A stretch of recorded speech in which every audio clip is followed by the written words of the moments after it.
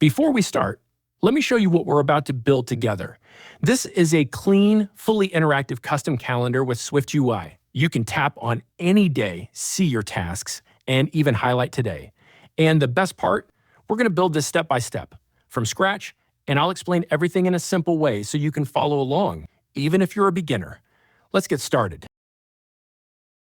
Let's start simple. Here, we're creating a calendar instance using calendar.current. This gives us access to the user's current calendar settings, like their locale and preferred first day of the week. We'll use this calendar to calculate dates, weekdays, and months throughout our custom calendar. Next, we have a date formatter. This formatter will be used to display the name of the current month and year, like April 2025. We set the format to MMMIE, which means full month name followed by the year. This makes the header of our calendar look clean and readable. Now let's talk about the days of the week. This computed property gives us the short names for weekdays, like Mon, Tu, Wed, and so on. But there's one little trick here. By default, Sunday is the first day in this list. Since we want Monday to be the first, we rearrange it. We take elements 1 through 6, that's Monday to Saturday, and then add Sunday at the end. This gives us the order we want in our custom calendar. This part figures out what day of the week today is in the same format we're using in our weekdays array. First, we get the weekday component for today. We subtract 1 because Swift weekdays start at 1, not 0. Then, we shift the index to match our custom Monday first order. This is useful later to highlight the current day in the calendar header. Finally, we have a helper function to move the calendar forward or backward by a number of months. If the user taps the left or right arrow, we call this function with -1 or +1. We use the calendar to safely add or subtract a month from the current displayed date. If for some reason it fails, we fall back to the current value. Now we're building the top part of our calendar, the month navigation bar. We wrap everything inside an H stack, which means horizontal stack. This layout gives us 3 things in one row: a left arrow button, the current month and year in the center, and a right arrow button.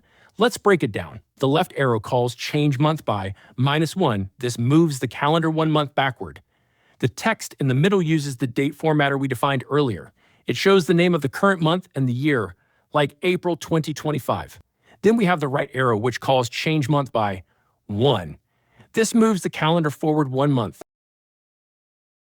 Now we're building the row that shows the days of the week, like Mon, Tu, Wed, and so on. We're using an H stack to arrange the days horizontally, and we set a small spacing of 2 points between them.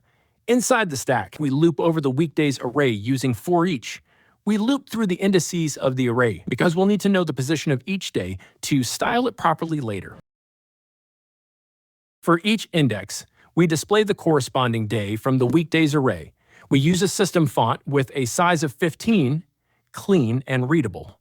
And we set max width to .infinity, which makes each day take equal space in the row. That way, all 7 days are evenly distributed across the screen. Now let's add some styling. We want to highlight today's weekday in a different color. So we check if this index matches today's weekday index. We use .primary, usually black or white depending on the theme. Otherwise, we use gray to dim the other days slightly. We also add a little vertical padding to give the text some breathing room.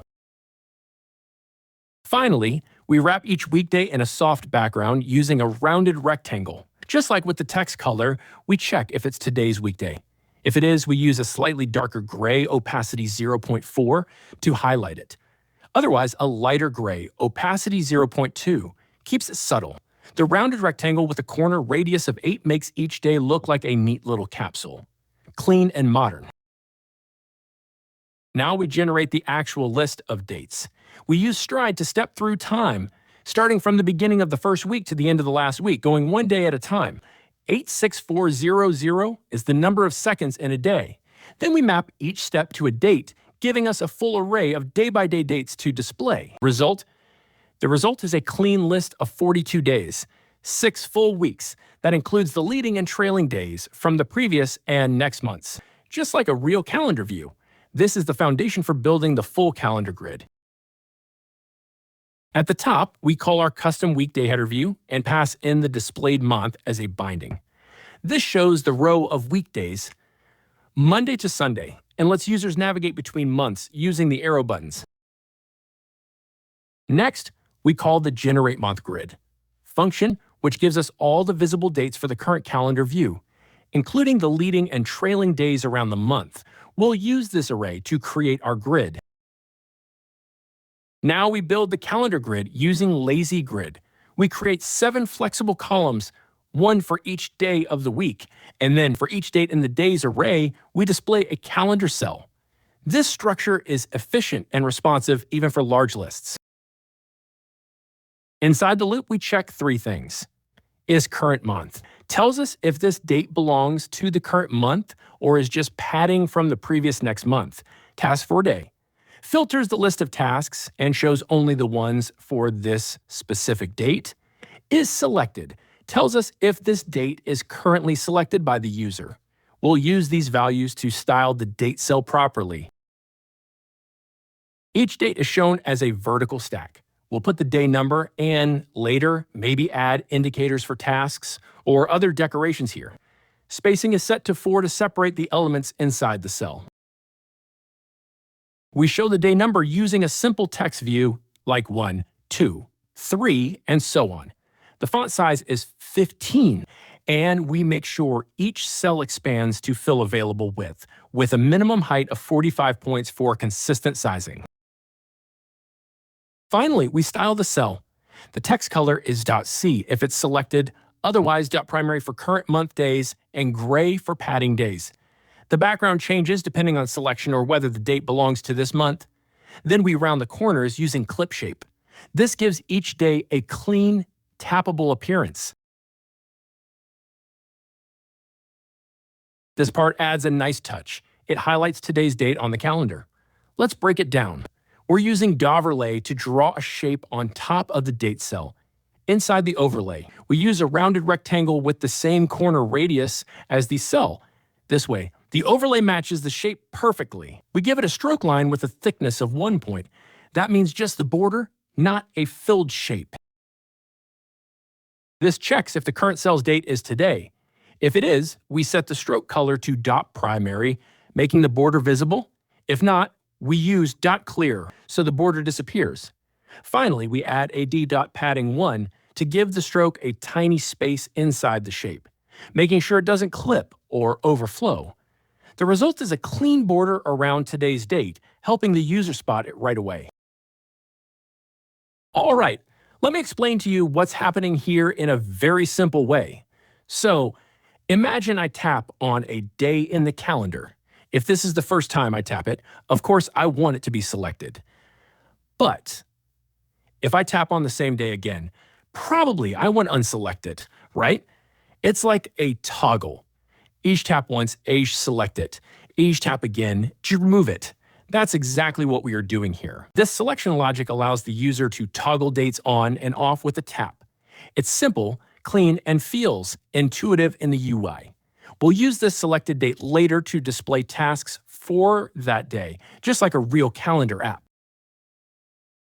Intro. Let's imagine a real app. Before we move on, let's take a moment to imagine something real. Let's say we're building a simple task manager app.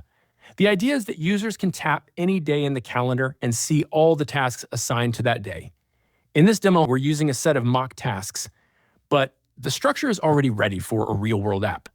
Let's look at the code that defines and stores these tasks. First, we define a task struct. This is the blueprint for one task. It has 3 properties. An ID, which is a unique identifier for each task. We use UUID for that. A date, which tells us when this task is scheduled. And a title, which is a short description of the task, like team meeting or buy groceries. We also make the struct conform to identifiable, so SwiftUI can use it inside lists and loops. Here we create a date formatter. This helps us convert strings like 2025, 04, 08 into real date objects. We set the format to YIMMDD so it matches the string format we use when defining the task dates. This is a common pattern in any app that works with dates. Now we create a list of sample tasks using our model. Each task has a date and a title. For example, April 1st has 2 tasks, a team meeting and a blog post. April 8th has a report submission and a grocery reminder. In a real app, this list could come from a database or user input, but for now, we hard-code it so we can test how tasks appear in our calendar. Later, we'll use this list to show task indicators inside the calendar and to display full task details when a user selects a day. Now let's add something small, but really helpful. Task indicators under each date cell. We're using another overlay, this time aligned to the bottom of the cell. Inside the overlay, we use an H-stack to arrange tiny dots in a row. These dots represent the number of tasks on that day. Let's break it down.